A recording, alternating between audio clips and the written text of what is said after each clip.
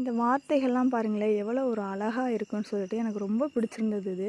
ஒரு கோவிலின் உச்சத்தில் இருக்கும் கலசத்துக்கு எப்படி பெருமையும் அழகும் சேர்கிறதோ, அதே போன்று ஒரு வீட்டில் இருக்கும் பெண்ணுக்குத்தான் பெருமையும் அழகும் அதிகம். ஒரு வீட்டில் இருக்கும் பெண்ணை மதிப்பவன் வாழ்வின் உச்சத்துக்கு செல்வான். பெண்ணை அவமதிப்பவன் வாழ்க்கையே இழப்பான். என்னை இந்த உலகத்தில் அறிமுகப்படுத்தி வழிநடத்திய எனது அம்மா, அக்கா, மனைவி, தோழிகள் மற்றும் அனைத்து மகளிருக்கும் இனிய மகளிர் தின நல்வாழ்த்துக்கள்.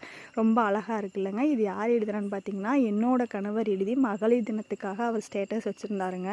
எவ்வளோ ஒரு அழகான வரிகள் பார்த்தீங்களா? இதே மாதிரி எல்லா கணவன்மார்களும் தன்னோட அம்மாவையும் தன்னோட மனைவியும் ஒரே லெவலில் வச்சுருந்தாங்கனாலே அவங்க ரொம்ப சந்தோஷமாக இருப்பாங்க. எதையும் சாதிக்கணும் அப்படிங்கிற ஒரு எண்ணமும் அவங்களுக்கு வரும். நான் சொல்கிறது கரெக்டாக இல்லையான்னு சொல்லுங்கள்.